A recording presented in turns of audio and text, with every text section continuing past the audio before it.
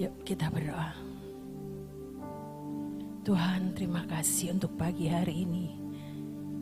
Awal daripada minggu ini Tuhan, kami mau berjalan dan bekerja bersama dengan Engkau. Lewat pujian penyembahan tadi Tuhan, biar merupakan satu dupa yang berbau harum naik ke hadapan hadirat-Mu.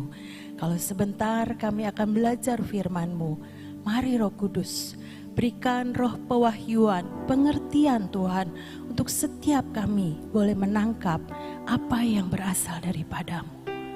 Terima kasih Tuhan, di dalam nama Yesus kami berdoa dan mengucap syukur. Amin. Shalom Bapak Ibu semuanya, selamat pagi. Kita baca di dalam Yesaya 55 ayat 11. Yesaya 55 ayat 11. Dikatakan, demikianlah firmanku yang keluar dari mulutku, ia tidak akan kembali kepadaku dengan sia-sia, tetapi ia akan melaksanakan apa yang ku kehendaki dan akan berhasil dalam apa yang kusuruhkan kepadanya. Amin. Ya saudara-saudara, setiap firman pasti jadi dalam hidup setiap kita yang percaya. Saudara, ada sebuah cerita di 1 Raja-Raja 17 ya saudara-saudara. Bagaimana Nabi Elia itu disuruh Tuhan untuk ke daerah Sidon di Sarfat. Yang lalu Freddy cerita Nabi Elia dibawa ke Sungai Kerit. Lama-lama Sungai Kerit itu kering ya saudara-saudara, dan cerita Alkitab itu dikatakan bahwa Nabi Elia itu nanti disuruh ke daerah Sarfat, nanti akan diberi makan oleh seorang janda. Kalau dipikir secara manusia ya saudara-saudara, dibawanya ke pengusaha gitu ya saudara, yang banyak uangnya, yang banyak makanannya. Tapi Alkitab cerita dibawa untuk ketemu dengan seorang janda. Akhirnya ketemu ya saudara-saudara. Nabi Elia ini bersiap setelah mendengar firman Alkitab ngomong begitu. Dan ketemu dengan janda Sarfat ini. Nabi Elia bilang, sini kasih saya sedikit air. Pada waktu itu kan musim kering, sesuatu yang mungkin mahal, berharga ya saudara-saudara. Tapi bilang lagi, bukan cuma air, minta roti, sepotong roti. Kata janda ini, enggak ada, saya aja punya serba sedikit, tepung sedikit, minyak sedikit. Cuma mau bikin buat anak saya dan saya setelah itu enggak ada lagi. Tapi kata Nabi Elia, bikin dulu buat saya. Kita baca yuk ceritanya. Di dalam 1 Raja-Raja 17. Ayat yang ke-13. Tetapi Elia berkata kepada janda ini, janganlah takut, pulanglah, buatlah seperti yang kau katakan. Tetapi buatlah lebih dahulu bagiku sepotong roti bundar kecil daripadanya dan bawalah kepadaku. Kemudian barulah kau buat bagimu dan bagi anakmu. Ayat 14.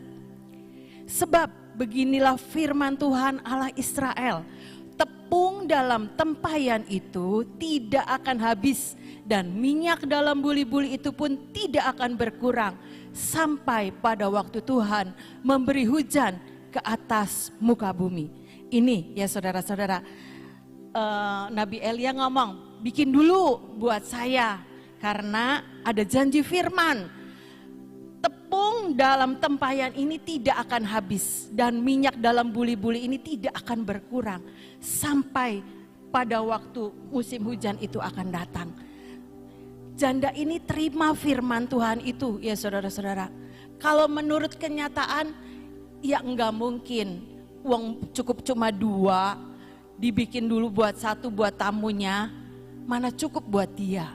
Tapi janda ini melakukan dulu untuk Tuhan ya saudara-saudara. Itu poinnya. Ketika kita punya pengalaman hidup firman itu terjadi dalam hidup saudara saya, belajar daripada cerita ini utamakan Tuhan, ya saudara-saudara, sehingga janjinya itu ya dan amin terjadi. Di ayat yang ke-15 cerita lagi. Lalu pergilah perempuan itu dan berbuat seperti yang dikatakan Elia.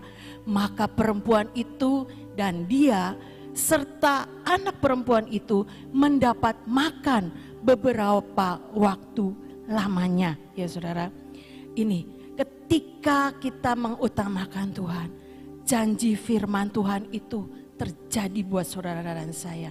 Dikatakan lagi di ayat selanjutnya yang ke-16. Tepung dalam tempayan itu tidak habis dan minyak dalam buli-buli itu tidak berkurang. Seperti firman Tuhan yang dikatakannya dengan perantaraan Elia. Itu ya saudara-saudara.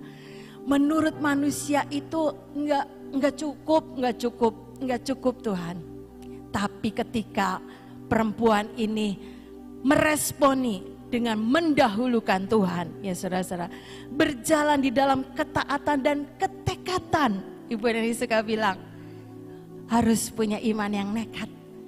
Pokoknya percaya firman, lakukan bagian kita, ya saudara-saudara, dan benar digenapi apa yang menjadi kebenaran firman Tuhan melalui Nabi Elia itu. Tepung dalam tempayan itu dan minyak dalam buli-buli itu tidak habis, ya saudara-saudara. Artinya perempuan ini setelah memberikan apa yang Tuhan mau, dia mendapatkan pemeliharaan Tuhan, ya saudara-saudara. Tidak pernah dia kelaparan. Ada lagi cerita di bawahnya ketika tiba-tiba anaknya itu sakit, ya saudara-saudara. Dan udah gak ada napasnya, alias game over, mati, ya saudara-saudara. Tetapi Nabi Elia ini bilang, bawa sini, taruh di kamarnya dia.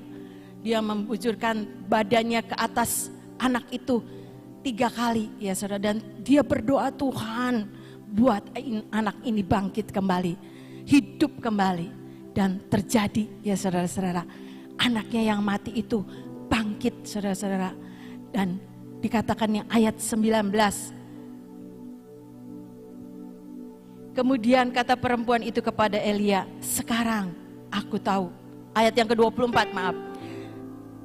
Kemudian kata perempuan itu kepada Elia, sekarang aku tahu bahwa engkau abdi Allah dan firman Tuhan yang kau ucapkan itu adalah benar. Ya saudara-saudara, membuat perempuan ini punya pengalaman hidup dengan Tuhan. Ketika dia mendahulukan Tuhan, ketika Nabi Elia ini dibawa menumpang di dalam rumahnya, artinya izinkan Tuhan tinggal dalam hidup saudara dan saya. Utamakan Tuhan, apa yang Tuhan mau, sehingga setiap janji firman Tuhan ini tidak akan pernah kembali dengan sia-sia. Alkitab ngomong begitu, ya saudara-saudara. Dia akan melaksanakan apa yang dia katakan dan akan membuat berhasil dengan apa yang dia suruhkan. Saudara, biar itu menjadi sesuatu rema dalam hidup saudara dan saya. Cerita daripada seorang janda ini, sesuatu yang serba sedikit, tetapi ketika kita mengutamakan Tuhan, kita belajar memberikan Tuhan yang terbaik, itu tidak akan pernah kembali dengan sia-sia. Di dalam Yeremia 29 ayat yang ke-11 dikatakan bahwa Tuhan itu tidak pernah merancangkan rancangan kecelakaan buat setiap kita, tapi rancangan yang damai sejahtera, rancangan masa depan yang penuh dengan harapan. Biar kita pegang janji firman Tuhan ini.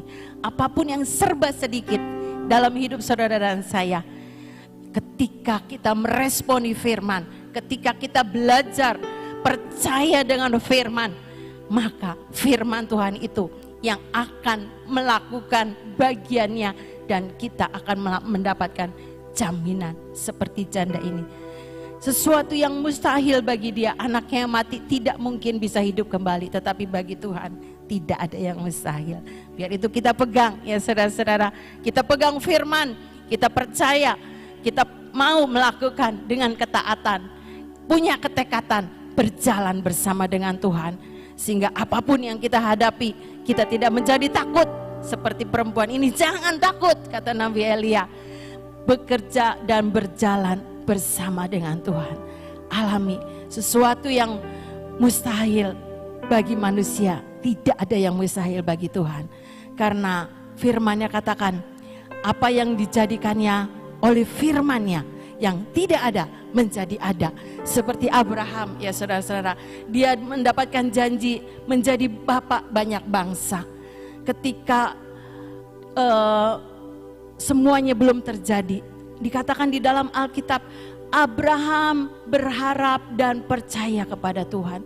Sekalipun tidak ada dasar untuk berharap, tapi Abraham berharap dan percaya kepada janji firman, sehingga imannya itu tidak goyah. Imannya tetap percaya. Dia lihat keluar dari kemahnya, lihat bintang-bintang di langit, itu yang akan menjadi janjinya. Keturunanmu seperti bintang di langit yang tidak bisa dihitung. Dan benar saudara, janji firman Tuhan tergenapi dalam hidupnya. Sekalipun itu rahim Sarah sudah tertutup, umur Abraham udah 100 tahun, tetapi dia tetap memiliki keturunan seperti janji yang Tuhan berikan dalam hidupnya. Demikian juga saudara dan saya, ayo punya pengalaman hidup dengan Tuhan, berjalan di dalam firman-Nya, utamakan Tuhan, responi firman-Nya dengan ketaatan, dengan ketekatan, berjalan di dalam kebenaran firman-Nya.